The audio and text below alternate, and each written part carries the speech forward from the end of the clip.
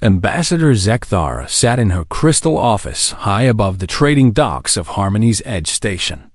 The neutral space station floated between 3 different star systems, making it the perfect place for diplomatic meetings and trade deals. Through her transparent walls, she could see ships from dozens of different species coming and going. The sight usually filled her with pride.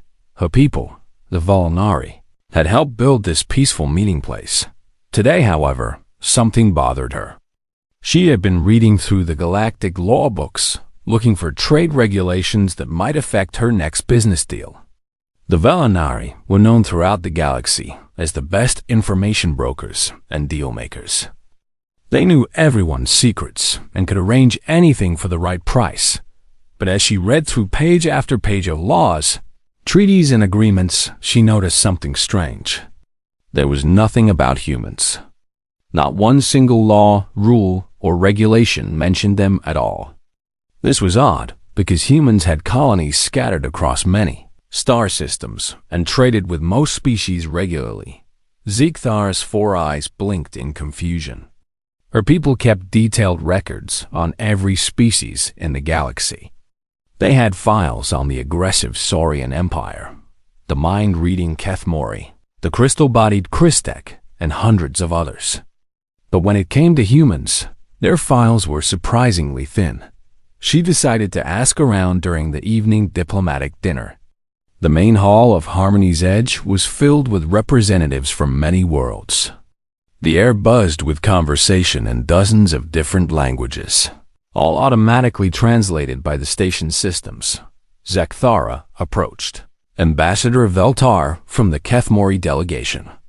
The tall, thin alien had purple skin that could sense emotions and thoughts.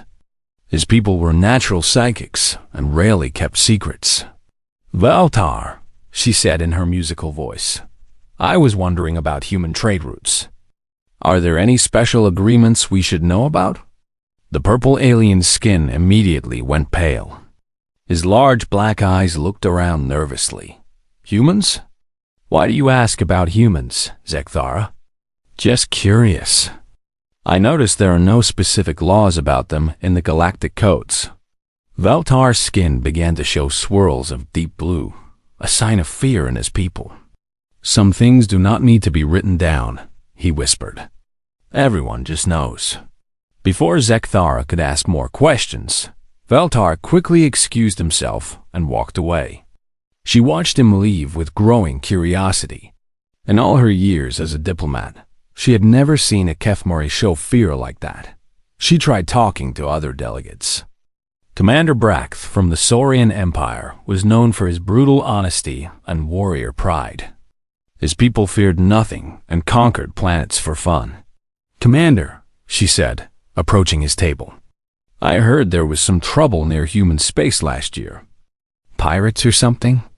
The huge lizard-like warrior stopped eating, his yellow eyes fixed on her face. For a moment, she thought he might attack her for even asking. Instead, he just shook his massive head. "No pirates near human space," he said quietly. "Never any pirates near human space. Never any trouble at all. But surely your empire has had some contact with them. Your people explore everywhere." Commander Brakth H stood up suddenly, his chair scraping against the floor. "The Saurian Empire has many enemies," he said slowly. "Humans are not among them. Humans will never be among them." He walked away without another word. The same thing happened with every delegate she spoke to.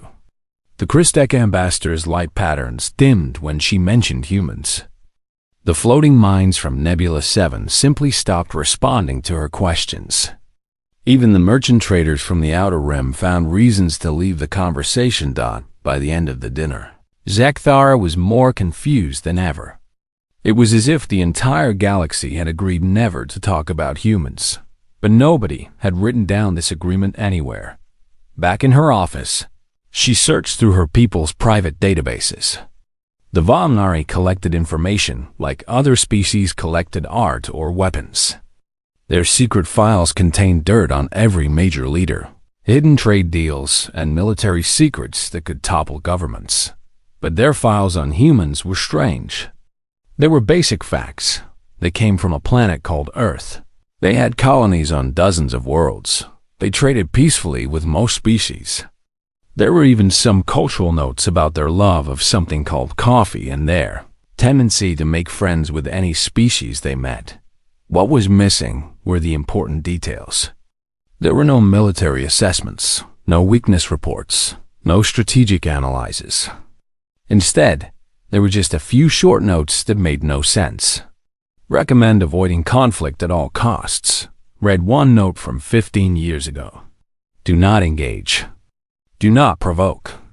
Do not investigate, said another. The Seoul Incident files remain classified by direct order of the Information Council, stated a third. Zekthara had never heard of the Seoul Incident. But if the Information Council had classified it, that meant it was serious. The Council only locked away information that could damage entire civilizations. She found references to something called the Proxima Response and the Milwaukee Doctrine, but the actual files had been completely erased. Someone had gone through their databases and removed every detail about these events. The strangest thing was a single line of text that appeared in dozens of different files. Remember the Vex-Star Collective? Zekthara knew about the Vex-Star Collective. They had been the most feared pirate organization in galactic history. For 300 years, they had terrorized trade routes and destroyed anyone who opposed them. They commanded massive fleets and had members from dozens of different species. No single government could stop them. But 15 years ago, they had simply vanished. One day they were raiding ships across 12 star systems. The next day, they were gone. All of them. Their ships, their bases, their leaders. Everything had disappeared without a trace. Zekthara pulled up the timeline. The collective had vanished at exactly the same time as these mysterious incidents involving humans. This could not be a coincidence. She leaned back in her chair, her mind racing. Every species in the galaxy seemed to know something about humans that was not written in any law book.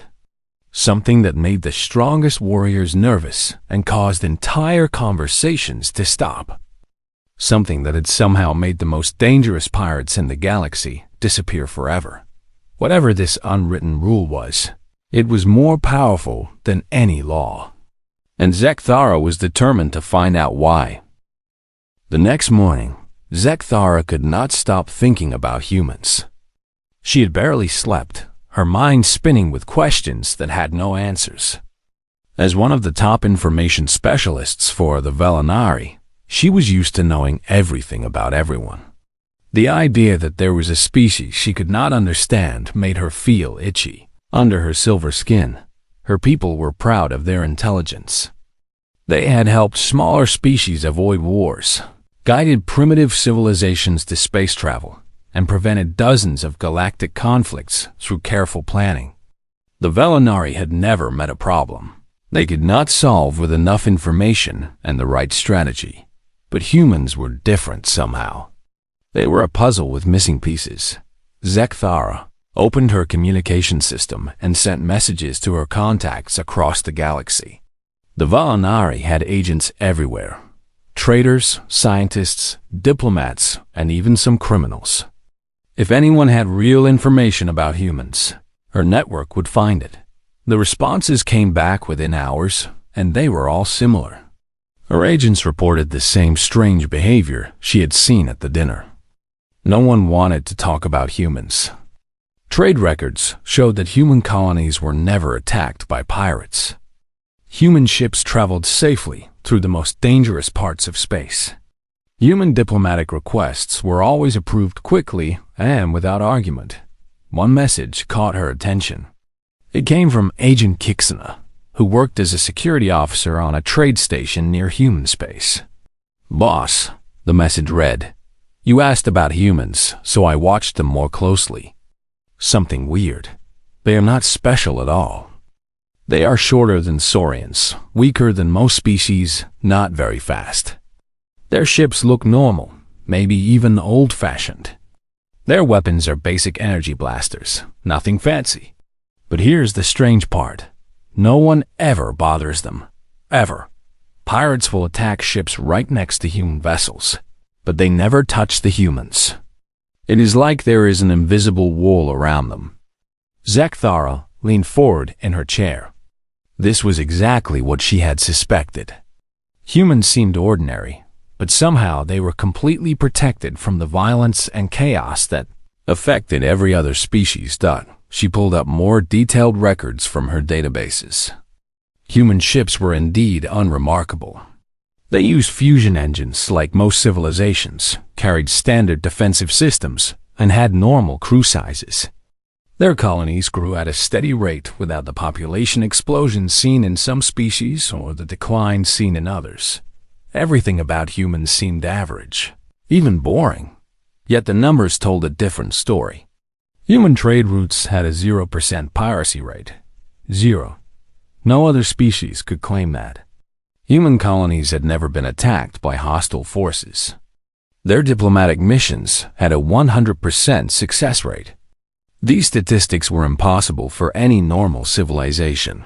Zekthara decided to dig deeper into the Vextar collective disappearance. She used her highest security clearance to access the restricted files in the Velinari archives. What she found made her heart beat faster. That the Vextar collective had been led by a creature called Warlord Gaxon, a massive four-armed alien with cybernetic implants and a reputation for extreme cruelty. He commanded over 50,000 pirates across 200 different star systems. His fleet included captured warships from a dozen different species and weapons, stolen from military bases. For 3 centuries, Gaxon had grown stronger. He recruited criminals from every species, built secret bases in asteroid fields, and developed his own weapons. The collective had become so powerful that entire governments paid them tribute instead of fighting. Then, 15 years ago, Gaxon made what the files called first contact with human shipping. The records were brief and confusing. A human cargo ship called the Peaceful Trader had been stopped by Vextar pirates near a mining world. The ship was carrying basic supplies, food, medical equipment, and clothing. Nothing valuable enough to start a war over. The pirates demanded the cargo and threatened to capture the crew for slave labor. This was standard procedure for the collective. They had done the same thing thousands of times before. The human captain asked only one question. Are there children on your ships?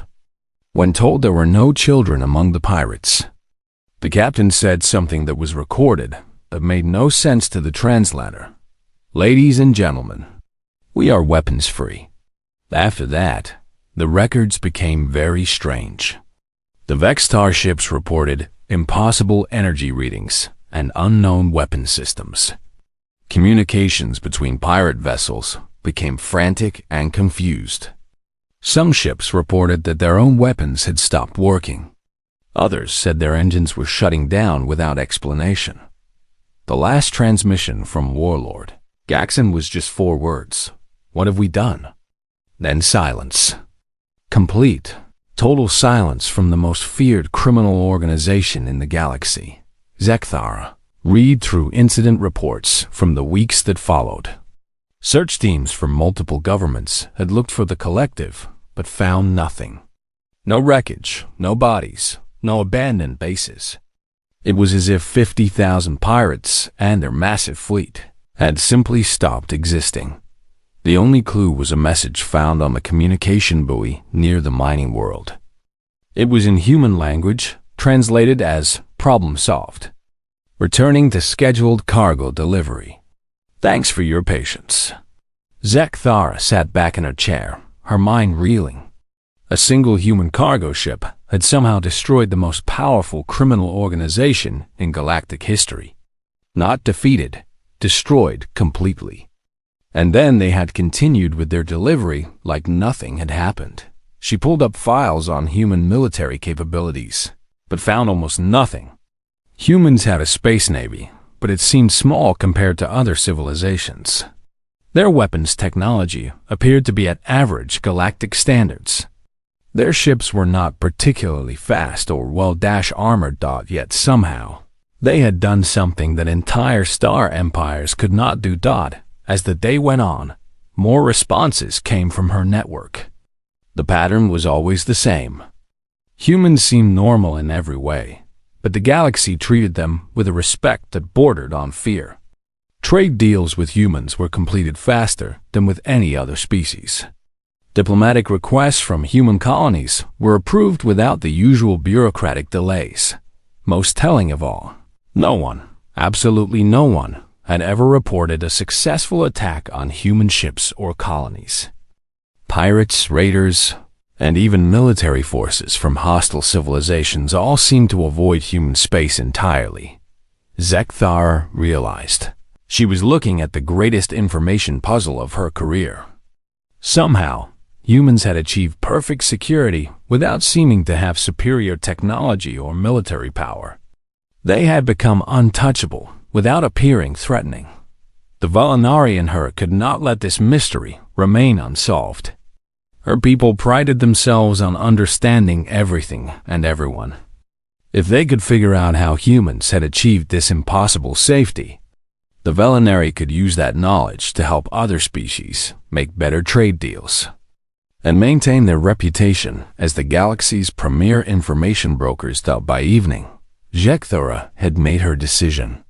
She would conduct a small, careful test to study human capabilities firsthand. Nothing dangerous or harmful, just enough to see how humans really responded to threats. After all, what was the worst that could happen?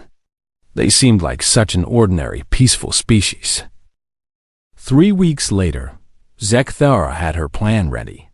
Despite the warnings from her staff and the increasingly worried messages from other Valinari leaders, she was determined to solve the human mystery. Her pride would not let her walk away from the greatest puzzle she had ever encountered. She had spent days studying human shipping routes and found the perfect target. A small research vessel called the UNSC Curiosity traveled regular routes between human colonies, carrying scientists who studied stars and planets. The ship was small, carried only 12 crew members, and had minimal weapons. Most importantly, it was a research ship, not a military vessel. So any incident could be explained as a misunderstanding. Zek-Thara hired mercenaries for the job, being very careful to choose ones with no connections to her or the Valinari. She found a group of freelance raiders led by Captain Voss, a grizzled veteran who had worked for various criminal organizations over the years. His crew was made up of outcasts from different species, the kind of aliens who would do any job for the right price. The job is simple, she told Voss over an encrypted communication channel. Stop the human ship, study their response, take some non-essential cargo, and let them go. No violence unless they attack first. I want to observe, not start a war. Captain Voss scratched his scarred jaw with one of his forearms. His species, the Thrakari, were natural soldiers, but not very bright. You sure about this, lady? My contacts say humans are bad news. Your contacts spread the same rumors I am trying to investigate, Zek-Thara replied. Humans are just another species. They have been lucky so far, but luck runs out eventually. She paid the mercenaries well and gave them strict instructions.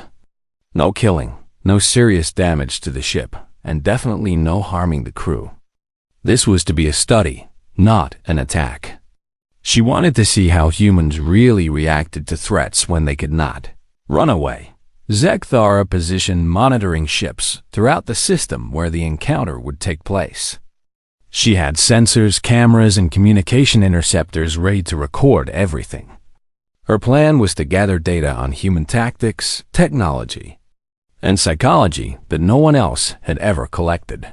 The Curiosity was scheduled to pass through the Kepler 442 system on a Tuesday morning, carrying a team of scientists returning from studying a strange star formation. According to her intelligence, the crew consisted of academics, physicists, astronomers, and biologists. They were exactly the kind of soft targets that would show her how humans really behaved under pressure. Everything went according to plan initially. Captain Voss and his crew intercepted the human ship right on schedule.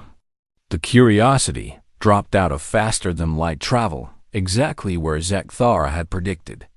And the mercenaries moved in smoothly. Human vessel. Voss broadcast over standard communication frequencies.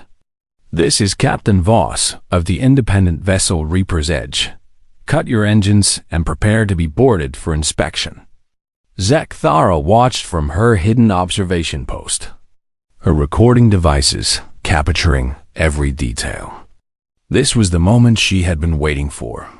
The chance to see humans without their mysterious protection, forced to deal with a real threat. The response from the Curiosity was surprisingly calm. A woman's voice came over the communication channel, speaking in the clear, measured tones of someone reading from a script. This is Dr. Sarah Chun, captain of the research vessel Curiosity. We are a civilian scientific mission with no military cargo or classified information. We will comply with inspection procedures according to galactic salvage laws. Zekthara frowned. This was not the response she had expected. The humans seemed almost bored by the situation. There was no panic in Dr. Chun's voice, no demands to know why they were being stopped, no threats or attempts to negotiate. Captain Voss seemed surprised too. In his experience, most crews either tried to run, fight, or bargain when faced with raiders. The complete lack of resistance was unusual. Right, Voss said, clearly off balance. Prepare to be boarded. Keep your hands visible and do not touch any controls. Understood, Dr. Chun replied. We are shutting down all non-essential systems now. Our crew is gathering in the main laboratory for inspection. Through her monitoring equipment, Zekthara could see inside both ships. The human crew was indeed gathering in one room, but something about their behavior bothered her. They moved with the kind of calm efficiency she had only seen in elite military units, not civilian scientists. Dr. Chen herself was particularly interesting. She appeared to be a middle-aged human woman with graying hair and the soft build typical of academics. But she carried herself like a soldier, and her eyes never stopped scanning her surroundings. As Captain Voss and his boarding party prepared to enter the human ship, one of them made a casual comment that would change everything. Boss, said Zrek, a young Courtney pirate. Should we check if they got any kids on board? Might be worth more as hostages. It was a throwaway comment, the kind of crude joke common among criminals. But Zekthara noticed that every human on the ship suddenly went completely still.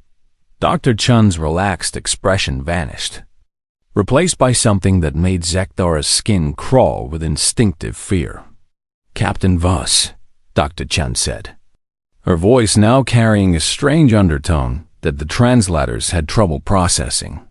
Before we proceed, I need to ask you a question. Are there any children aboard your vessels? Voss looked confused by the question. Children? No, lady. This is a raider crew, not a family ship. Why do you ask? Dr. Chun was quiet for a moment. When she spoke again, her voice was completely different. Gone was the polite, cooperative scientist. In her place was someone else entirely. Computer, she said, are you recording this conversation? Yes, Dr. Chun, replied the ship's artificial intelligence. Log entry for the record. Hostile forces have confirmed no civilian dependents aboard their vessels. Threat assessment complete. Citadel Protocol 7 is now authorized. Zekthara felt a chill run through her 4 hearts. She had never heard of Citadel Protocol 7, but something about the way Dr. Chun said it made her want to order her ships to retreat immediately. Computer, Dr. Chun continued, please send a priority message on quantum frequency 77 alpha. Message reads, this is Research Vessel Curiosity. protocols have been violated. Initiating Prometheus response. Send children home. Captain Voss and his crew were still preparing to board when Zektharis' sensors detected something impossible. Energy readings from the human ship had just increased by 3,000%. Systems that had not shown up on any scan were suddenly coming online, revealing technology that should not exist on a civilian research vessel. Dr. Chun, Captain Voss said, his voice now showing the first signs of nervousness. What is all this talk about protocols and responses? Dr. Chun looked directly into the communication camera, and for the first time, Zekthara saw her smile. It was not a pleasant expression. Captain, she said quietly, you just made the biggest mistake of your very short remaining life. You bothered humans. That was when the screaming started. The screaming came from Captain Voss's ship. Zekthara watched in horror as her carefully planned observation mission turned into something that would give her nightmares for the rest of her life. The first thing that went wrong was the boarding party. The 6 mercenaries who had been preparing to enter the human ship suddenly found themselves unable to move. Their weapons stopped working. Their communication devices went silent. Their power armor shut down, leaving them floating helplessly in space between the 2 ships. What is happening? Captain Voss shouted into his communication system, but he got no response from his boarding team. Dr. Chen's voice came through clearly on all frequencies. Computer, begin tactical assessment of hostile vessels. Full spectrum analysis. The curiosity began to change before Zekthara's eyes. Panels opened along the hull, revealing weapon systems that had been completely hidden from all scans. Energy readings continued to climb, showing power output that should have been impossible for a ship that size.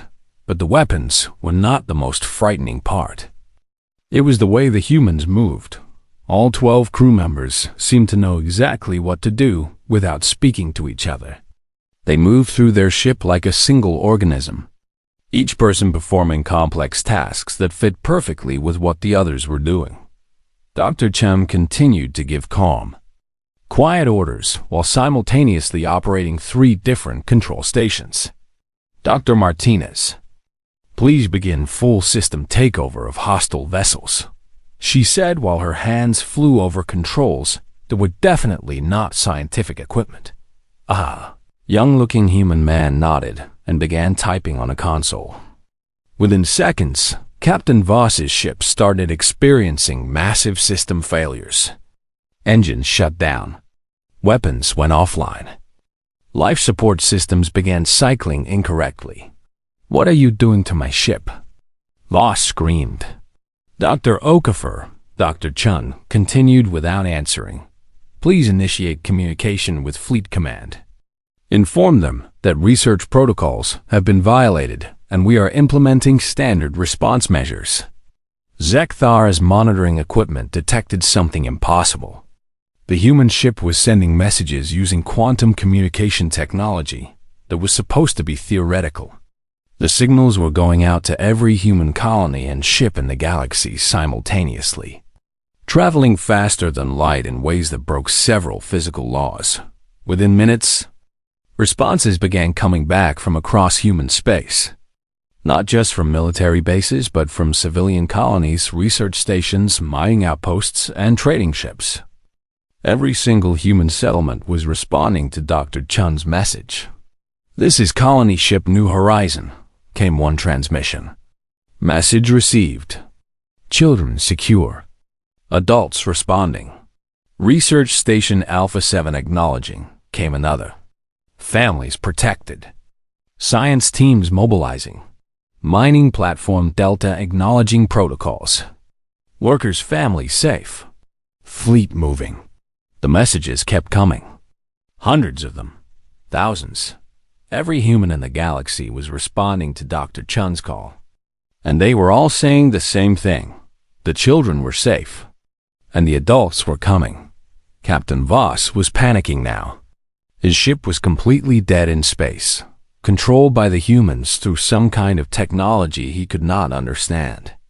"Lady," he called to Zekthara on their secret communication channel. "You need to stop this now. Something is very wrong here." But Zekthara could not respond. Her own ship's systems were starting to fail. The humans had somehow detected her hidden observation posts and were systematically shutting down her equipment. Dr. Chun spoke again, her voice still calm but now carrying an undertone that made Zekthara's blood freeze. "Computer, how long until fleet arrival?" "First wave of civilian vessels will arrive in 4 hours, Dr. Chen. Military support ships are 6 hours out. Full response fleet estimated at 12 hours. Civilian vessels?" Voss asked weakly. Dr. Chun turned to look at him through the communication screen. Her pleasant, academic face had not changed, but her eyes were now completely cold. "Captain, you attacked a human ship. That means every human family in the galaxy now considers you a threat to their children. They are coming to remove that threat. But we did not hurt anyone," Voss protested. "This was just supposed to be a simple raid." "You pointed weapons at humans," Dr. Chen said simply. "You threatened to take us prisoner. In human culture, that is the same as threatening our families, our children." Zekthara's sensors detected new ships entering the system. Human ships, but not military vessels. These were family transports, research ships, merchant vessels, and colony ships. Civilian craft that should have been helpless in a fight, but they were not helpless. As each ship arrived, it revealed the same hidden capabilities that the Curiosity had shown. Civilian research vessels carried weapon systems that surpassed military-grade equipment. Family transport ships had defensive technology that could stop entire fleets. "Dr. Chun," Zekthara finally managed to speak. Her voice transmitted on an emergency frequency. "I am Ambassador Zekthara of the Velinari Consortium. I was the one who organized this encounter. It was meant to be a peaceful study, nothing more." Dr. Chun looked toward one of the monitoring posts where Zekthara was hidden. Somehow, she knew exactly where to look. "Ambassador, thank you for identifying yourself. Computer, please record that confession for later reference." "Please," Zekthara begged. "I did not mean any harm. I was just trying to understand why the galaxy fears humans when you seem so peaceful." "We are peaceful," Dr. Chen said calmly. "We prefer to study stars, trade with our neighbors, and raise our children in safety. But when someone threatens that peace, we do not just defend ourselves. We solve the problem." More human ships continued to arrive. Zekthara counted at least 50 vessels now, with more appearing every few minutes. But these were not just coming from nearby colonies. Her instruments showed that some of these ships had traveled from the other side of the galaxy in just a few hours, using faster-than-light technology that was supposed to be impossible. How? Zekthara whispered. Dr. Chun seemed to hear her despite the distance and interference. "Ambassador, you wanted to study humans. Let me teach you something important. Humans do not just adapt to challenges. We engineer solutions. When we first left Earth and discovered that space was dangerous, we did not just build better weapons or stronger defenses. The human fleet began to move into formation around Captain Voss's disabled ship. Each vessel took a precise position, creating a sphere of overwhelming firepower. We built a system," Dr. Chun continued. "Every human settlement, no matter how small or remote, is connected to every other human settlement through quantum communication networks. Every human ship, from the largest colony vessel to the smallest cargo hauler, carries technology that can defend not just itself, but any other human in the galaxy. But how is that possible?" Zekthara asked. "Because," Dr. Chen said with a small smile, "when you threaten one human, you threaten all humans. And when all humans decide that something is a problem that needs to be solved, we do not just fix the immediate issue. We make sure it never happens again. The human fleet had finished positioning itself. 50 ships, most of them carrying families and civilian workers, now commanded enough firepower to destroy a small planet. But they were not preparing to attack. They were preparing to think. "Computer," Dr. Chen said, "begin comprehensive problem analysis. Full galactic scope. I want solutions that address not just this immediate incident, but all possible future iterations of this type of threat. Analysis beginning." Dr. Chen, estimated completion time, 37 minutes. Captain Voss looked around at the human fleet surrounding his ship and made a sound that might have been sobbing. "What have we done?" He whispered. Dr. Chen answered him with the same gentle tone she might use to explain stellar formation to a student. "Captain, you have given humanity a problem to solve. And we are very, very good at solving problems." 6 hours later, the human fleet had grown to over 200 ships. They came from every corner of human space. Not warships, but ordinary people in ordinary vessels.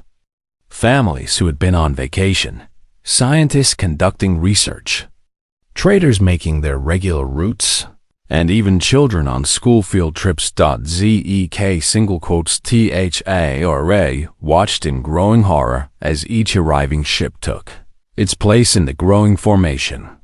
What terrified her was not their weapons, though those were impressive enough. What terrified her was how they all worked together without any apparent coordination, moving like parts of a single massive machine. Dr. Chen had not left her post on the bridge of the Curiosity during this time. She continued to work calmly at her stations, occasionally speaking to her crew or to the fleet, but mostly just monitoring data streams that flowed across her screens faster than any organic mind should have been able to process. "Computer," she said, finally. "Analysis complete?" "Yes, Dr. Chen. Comprehensive solution package ready for implementation. Please summarize for our observers." The computer's voice filled all communication channels, ensuring that Zekthara, Captain Voss, and the remains of the mercenary crew could hear every word. Analysis of the current threat situation shows the following. Captain Voss and his crew represent a standard criminal organization with ties to 14 different illegal groups across 9 star systems. The organization that hired them, led by Ambassador Zekthara, has conducted similar operations against 47 other species over the past decade. Zekthara's blood went cold. Somehow, in just 6 hours, the humans had uncovered her people's most carefully guarded secrets. Furthermore, the computer continued. The pattern of behavior suggests this incident was designed to test human capabilities for strategic advantage. The Velinary Consortium has a history of using such information to manipulate interstellar politics and profit from conflicts between other species. That is not, Zekthara started to protest. But the computer kept talking. However, this incident also reveals a larger problem. The current galactic situation allows for random acts of piracy and aggression because there is no effective deterrent system. Criminals like Captain Voss can operate freely because law enforcement is limited to individual star systems and species. Dr. Chen stood up from her chair and walked to the main view screen. Around her ship, the human fleet hung in perfect formation, waiting. "Ambassador Zekthara," she said, "you wanted to understand why there is an unwritten rule about bothering humans. The answer is simple. We do not just solve immediate problems, we solve root causes." "What do you mean?" Zekthara asked weakly. "Watch and learn." Dr. Chen turned to her crew. "Dr. Martinez, please begin implementation of Solution Package Alpha. Dr. Okafor, initiate galaxy-wide communication protocols. Dr. Singh, start the mathematics." What happened next was unlike anything Zekthara had ever seen. The human fleet did not attack or threaten. Instead, they began to work. Ships spread throughout the star system, positioning themselves at specific coordinates that seemed to follow some complex mathematical pattern. Each vessel began broadcasting on different frequencies, sending out streams of data that connected to form a galaxy-wide network. "Computer," Dr. Chun said, "begin phase 1 of comprehensive problem resolution." Across the galaxy, human ships and colonies began reporting in. But they were not just acknowledging orders, they were sharing information. Every human settlement was connected to a massive data analysis network that started processing information about crime, piracy, and corruption on a galactic scale. Within minutes, detailed reports began flooding in. The locations of hidden pirate bases, the real identities of corrupt officials, trade routes used by smugglers. Criminal organizations that had operated in secret for decades suddenly found their activities exposed and documented. Phase 1 complete, the computer reported. All major criminal organizations mapped and cataloged. Phase 2 initiating. Captain Voss was shaking now. "What is Phase 2? He whispered. Doctor Chun looked at him with something that might have been pity. "Phase 2 is where we solve the piracy problem, permanently." The human ships began to move, not toward immediate targets, but spreading out across the galaxy, using their impossible faster-than-light technology. They were not going to attack random criminals. They were positioning themselves to end crime itself.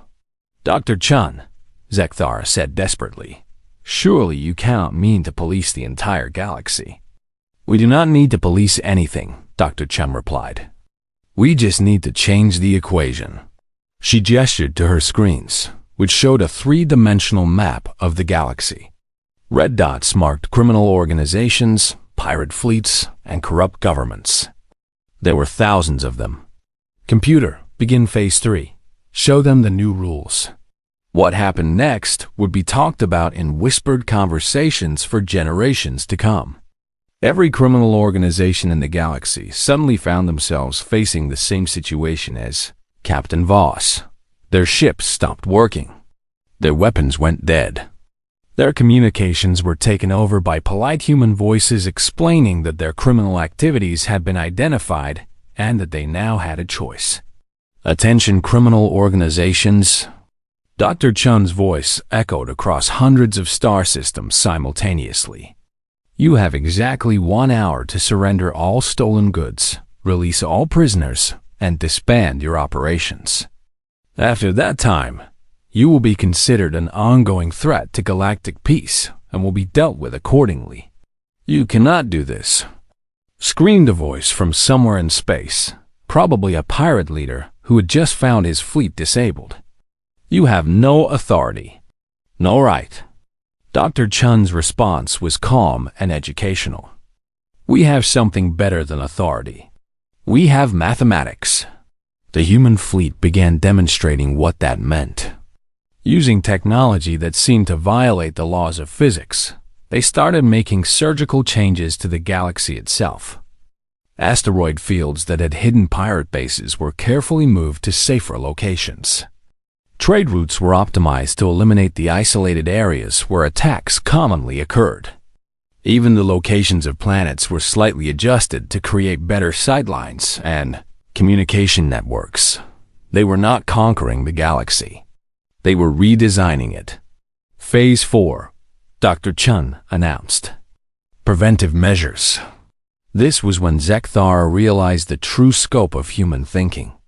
They were not just stopping current criminals. They were changing the fundamental conditions that allowed crime to exist. Remote areas of space gained monitoring stations that appeared out of nowhere. Communication networks were upgraded to ensure that no ship could disappear without trace. Trade routes were rearranged to eliminate opportunities for ambush. Most remarkably, they were doing it all with technology that appeared to be standard equipment on civilian ships. Every human family transport, research vessel, and cargo hauler carried tools that could reshape reality on a galactic scale. "How long have you been able to do this?" Zekthara asked in amazement. "Since the beginning," Dr. Chen replied. When humans first left Earth and discovered that space was dangerous, we made a simple decision. Our children would grow up in a galaxy where they were safe. Not just protected, but truly safe. The Vextar Collective, Zekthara whispered, finally understanding. Yes, they made the mistake of threatening a human cargo ship. We solved that problem completely. Not just by stopping them, but by making sure no organization like them could ever exist again. Dr. Chen turned to face the camera directly. Ambassador, you asked why there is an unwritten rule about bothering humans. Now you know. It is not because we are cruel or aggressive. It is because when something threatens our families, we do not just fight back. We engineer a universe where that threat cannot exist. The human fleet began to withdraw, their impossible faster-than-light drives, carrying them back to their homes across the galaxy. But they left behind a changed universe. Crime rates had dropped to near zero. Piracy had become mathematically impossible. Corrupt governments found themselves unable to function. As the Curiosity prepared to resume its research mission, Dr. Chen made one final statement. Captain Voss, you and your surviving crew will be transported to the nearest law enforcement facility. Your trial will be fair and your sentence will be appropriate to your crimes. But you will never again have the opportunity to threaten innocent people. Ambassador Zekthara, you will be returned to your people with a complete record of this encounter. Your government will undoubtedly want to study what happened here. You are welcome to share our message with the rest of the galaxy. What message? Zekthara asked. Dr. Chen smiled, a warm, genuine expression that somehow made her previous coldness even more frightening by contrast. The message is simple. Humans are peaceful, curious, and friendly.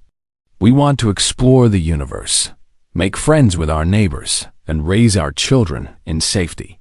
We will trade fairly, share our knowledge, and help anyone who needs assistance. She paused, her smile never wavering. But if you threaten our families, we will solve you, completely, permanently, mathematically. The Curiosity engaged its engines and disappeared into faster-than-light travel, returning to its scheduled mission of studying star formations, as if nothing had happened. As if they had not just redesigned the fundamental nature of galactic civilization.